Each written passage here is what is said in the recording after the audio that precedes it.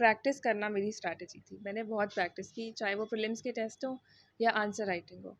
Practice कर कर के मैंने देखा कि मैं कहाँ गलत कर रही हूँ, क्या ख़राब है, क्या सही है, और उसके हिसाब से इम्प्रूव किया। लोकलबाजी से मैं हूँ हिमांशु और हम लगातार कहानियों और किस्सों की बातें करते हैं और जगह पर जाते हैं और जानते हैं कि क्या कहानी है।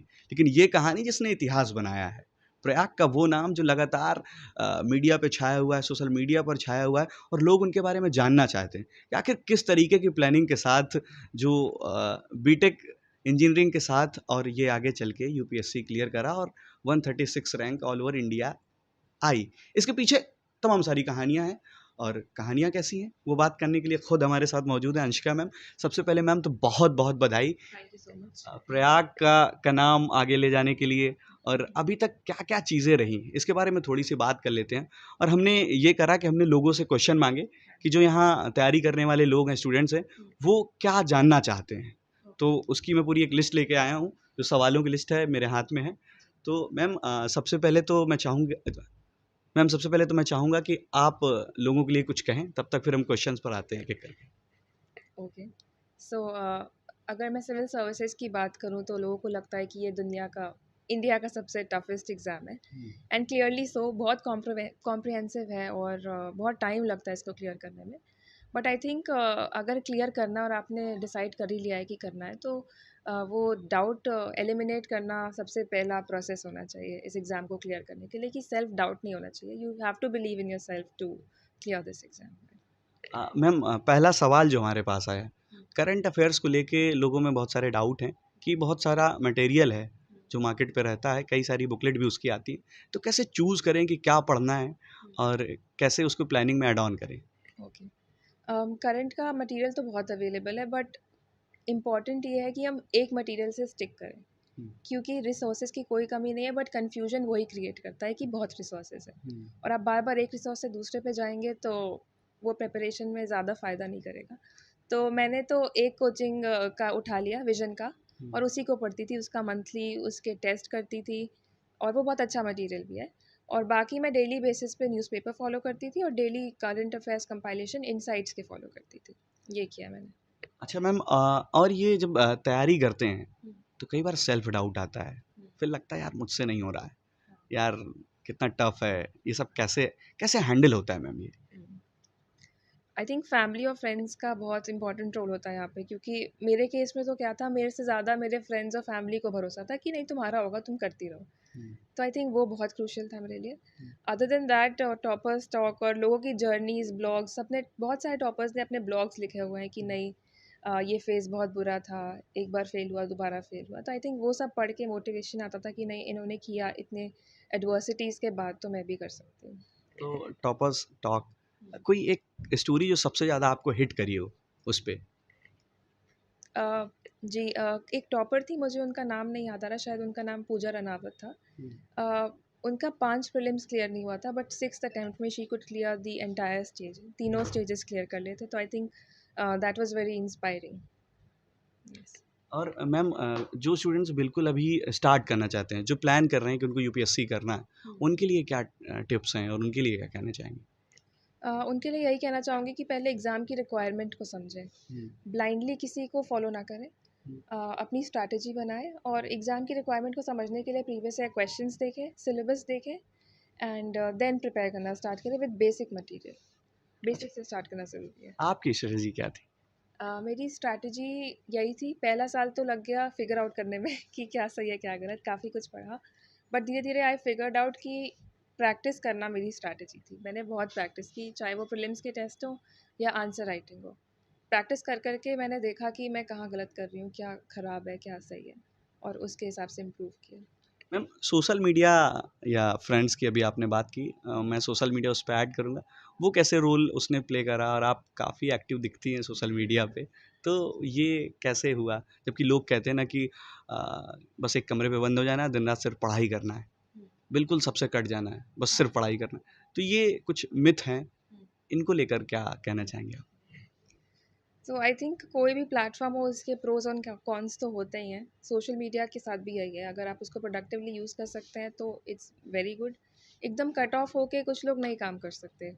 I was one of them. मतलब कट ऑफ हुई, सोशल गैदरिंग्स में कम गई, बट टच में थी जो लोग मेरे क्लोज थे, और सोशल मीडिया को भी मतलब स्पेयरिंगली यूज़ करती थी, बहुत ज़्यादा यूज़ नहीं करती थी, बट कर लेती थी।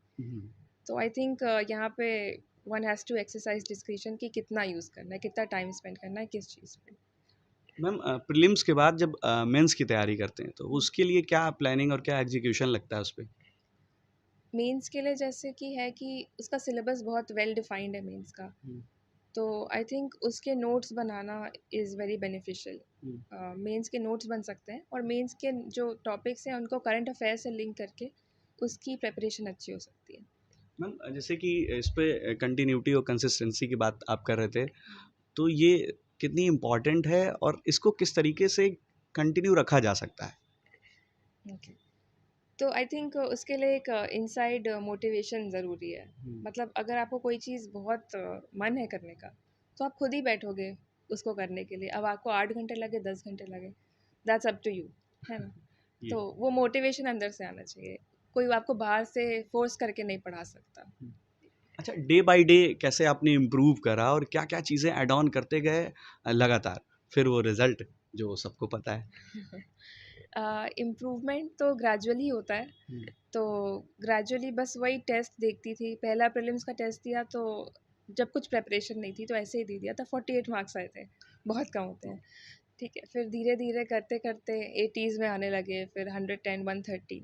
तो बहुत ग्रेजुअल प्रोसेस होता है। आपको समझ में आता है कि हाँ, इकोनॉमिक्स नहीं आती तो आप इकोनॉमिक्स पढ़ो, अगर आपको पता है कि करंट अफेयर्स बहुत वीक है तो वो पढ़ो। तो इंडिविजुअल असेसमेंट की बात करेंगे यहाँ पे। ये तो ये सवाल उनके थे जो लोग जानना चाहते हैं। अब सवाल कुछ वो जो लोगों को जानने ज़रूरी है।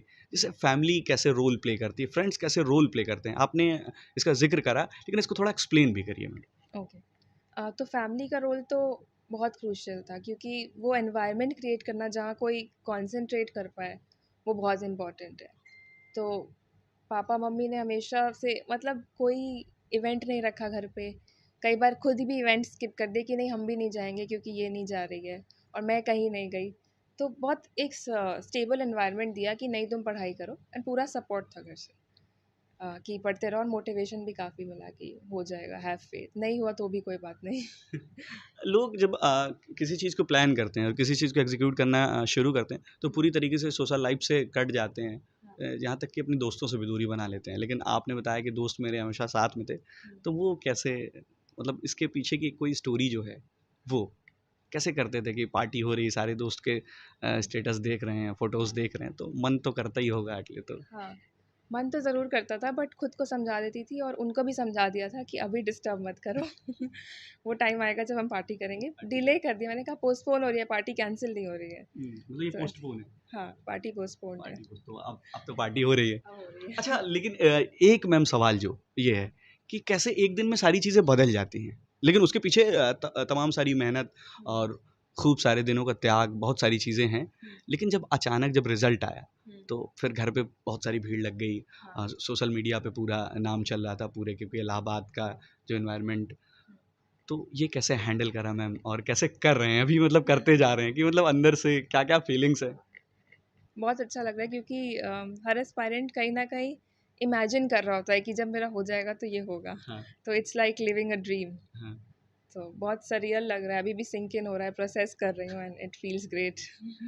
और मतलब इलाहाबाद के लोगों के लिए, प्रयागराज के लोगों के लिए जो यहाँ पे तैयारी कर रहे हैं, क्योंकि एक टाइम पे हब हुआ करता था, तो उनके लिए कुछ। उनके लिए यही बोलूँगी कि कहीं भी रहें, इट डज़ नॉट मैटर। मैंने भी इलाहाबाद में रहकर ही पढ़ाई की, कहीं और नहीं गई। तो ऑनलाइन बहुत सारा रिसोर्स अवेलेबल है, बहुत सारा गाइडेंस अवेलेबल है, और इंटरनेट है, यूट्यूब पे उस पे स्ट्रैटेजी वीडियो सब कुछ रिसोर्सेज भी हैं। तो आई थिंक उस सब की हेल्प लेके कोई भी प्रिपेयर कर सकता है, कहीं भी रहे, बस कंसिस्टेंट रहना है। कंसिस्टेंट रहना। अच्छा मैम, जैसे कि आप कह रहे हैं कि हमने यहीं पर रह के तैयारी करी, लेकिन लोग बहुत सारे बहाने देते हैं कि हम यहाँ नहीं जा पाए, वहाँ नहीं जा पाए, तो आपने वैसे क्लियर करा, लेकिन अगर ऐसा कोई बहाना जो एक आपको देना हो सबको, किस चीज़ का बात? मतलब इस चीज़ का बहाना कि तैयारी पे कोई एक बहाना जो चलता हो।